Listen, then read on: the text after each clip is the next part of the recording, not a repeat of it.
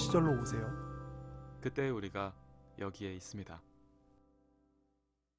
네, 저희가 여발포 오늘은 이제 인물들의 동선을 따라가면서 지금 또 하나하나 발굴을 해보고 있는데 조커 발굴해봤고 그 다음에 배트맨 발굴해봤으니까 다음에는 이 투페이스 즉 하비덴트 검사에 대해서도 얘기를 해보면 재밌을 것 같아요.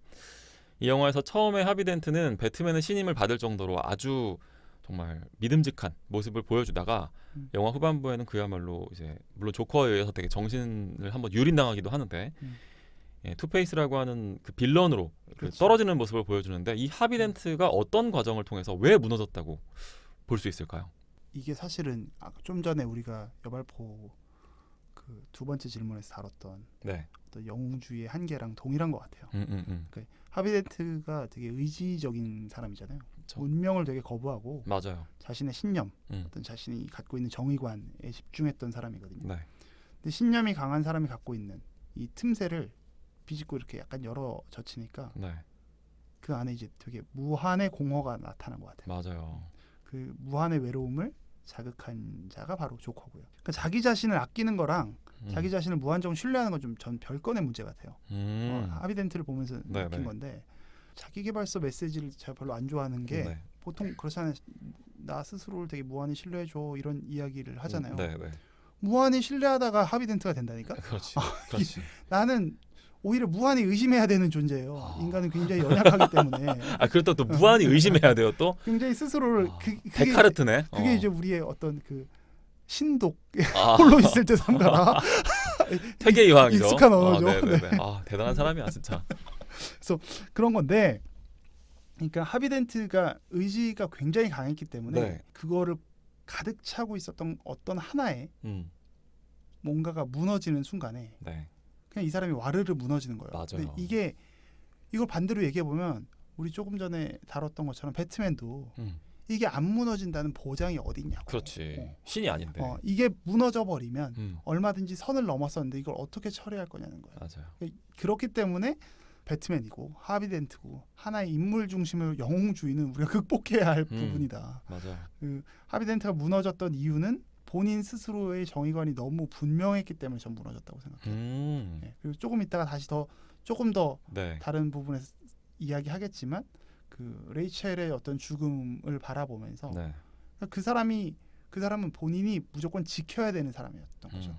자기가 피해 보는 것보다 자기가 사랑하는 사람이 혹은 자기가 지키고자 했었던 가치가 훼손될 때 그 안에 이 사람은 아무것도 없는 존재가 돼버렸던 것 같아요. 하비덴트라는 존재가. 그래서 아무리 그 사람이 표현하고 주장하고 이야기하는 것들이 그럴듯할지라도 그 안에 엄청난 외로움이 있을 수 있다. 그리고 그 외로움이 있는 게 인간의 당연한 속성이고.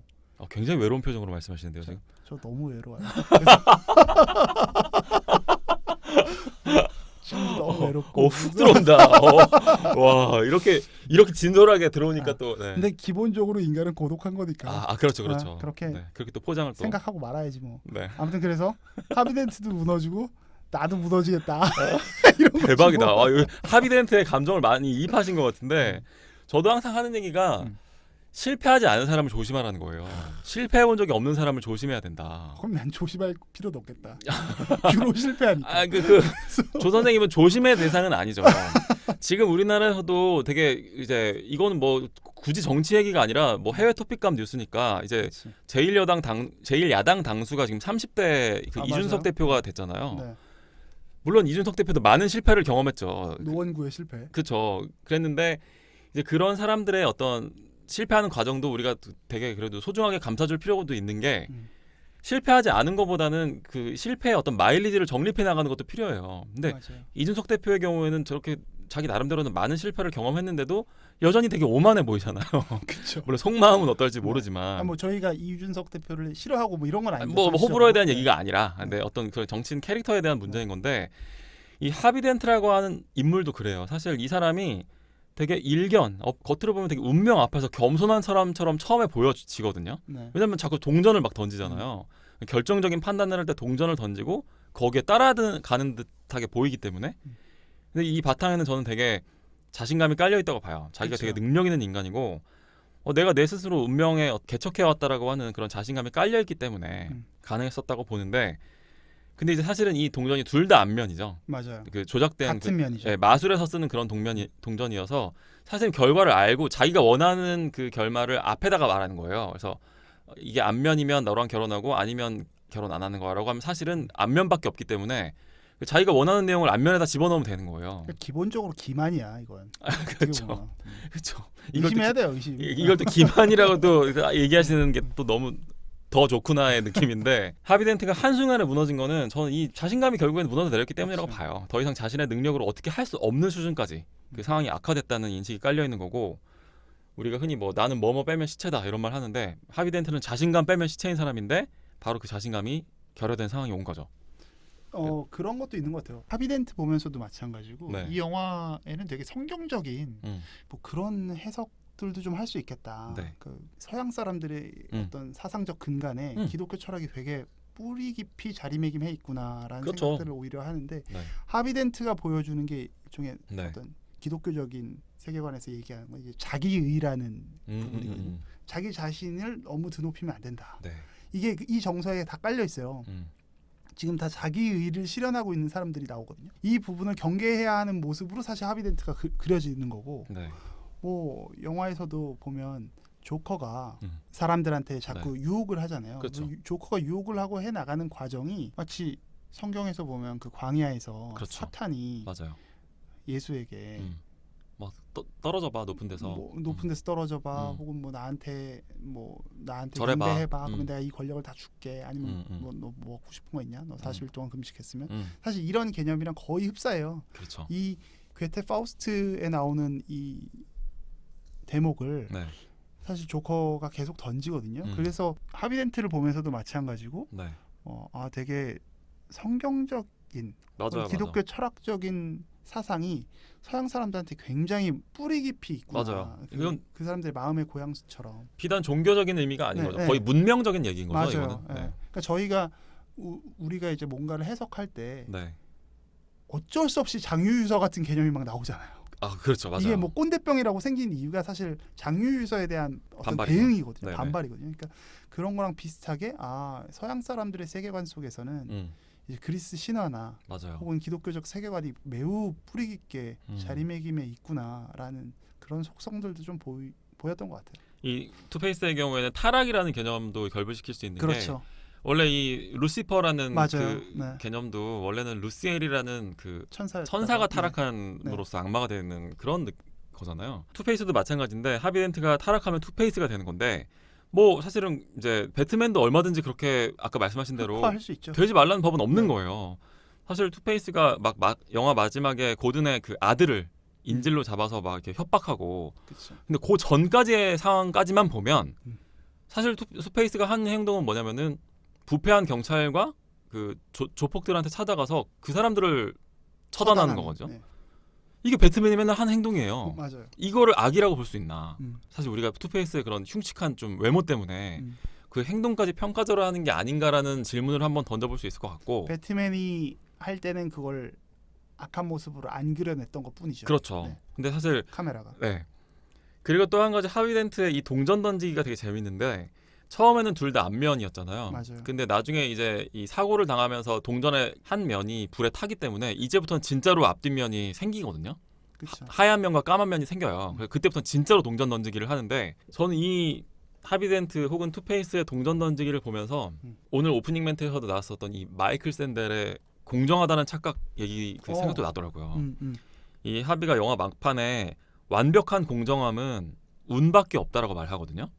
너무나 놀랍게도 마이클 샌델이 이번 신간 그 공정하다는 착각의 결말에서 이 얘기를 해요. 그래서 샌델은 심지어 대학도 그 아이비리그 이런 명문 대학도 일정 정도 이상의 실력을 가늠하는 시험만 보고 나서 그 다음에는 추첨으로 뽑자는 얘기를 실제로 합니다. 뭐 제비뽑기 하자고. 네. 그러니까 지금 하비 샌델이에요. 지금 보니까 그 하비가 하고 있는 말이. 그러니까 저는 그 마이클 샌델의 문제 제기에는 동의하지만 이 마지막 부분에는 저는 조금 개운하지 않은 면이 있거든요. 의아해지죠. 네. 그렇죠. 공평함이라는 가치에 페어니스라고 하는 가치에 또 너무 매몰되면 결론이 좀 엉뚱한 방향으로 튈 수 있다는 생각을 또 하게 되더라고요. 지금 우리 사회가 근데 딱 그 판인 것 같아요. 그렇죠. 네. 그래서 이게 지원 자격을 얻으려고 정말 또 죽도록 열심히 노력한 어떤 사람이 겨우겨우 그 자격을 얻은 사람이 마지막에 가서는 운이 나빠가지고 결국에 만약에 실패했다고 하면 과연 그게 샌델이 말하는 공동선이 맞는지 저는 한번 생각해볼 문제인 것 같고 샌델은 그걸 이제 납득할 수 없기 때문에 제비뽑기라는 운으로 마지막을 해야 네. 뭐 추첨이라는 운의 요소로 해야 사회가 받아들일 수 있다. 네. 뭐 이런 얘기를 하는데 사실 저도 이게 좀 맹랑한 전 얘기 같은 게 그거야말로- 오히려 더 못 받아들이지 그거야말로 않을까? 못 받아들일 것 같은 생각 들지 않으세요? 맞아요. 그러니까 공정한 거 되게 중요하고 저는 이번에 샌델의 전 항상 그래요. 샌델의 문제 제기에는 항상 저는 공감을 하고 이분이 되게 타이밍에 정확하게 그런 제기를 하거든요. 탁월한. 근데 그렇다고 해서 또 거기에 너무 저는 이 공정함이라는 가치에 매몰돼서 이 공정함이라는 게 또 도그마가 되면 안 된다는 거죠. 그러니까 공정함이 어떤 시작점이 될 수는 있는데 네. 이상하게 결론에까지 늘 공정해야 한다라는 우리가 강박이 있는 것 네. 같아요. 지금 우리 사회에서는 특히 더. 이게 결국은 조금 너무 사회적인 이슈지만 네.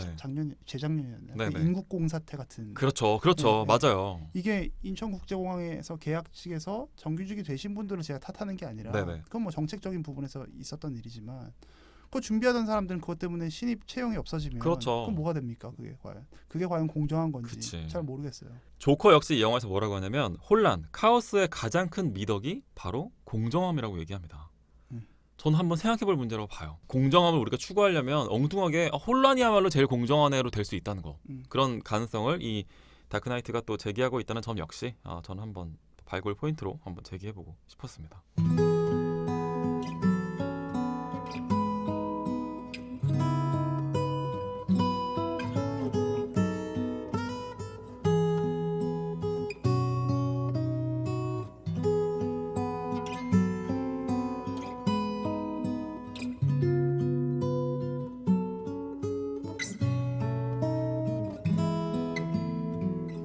우리의 호우 시절.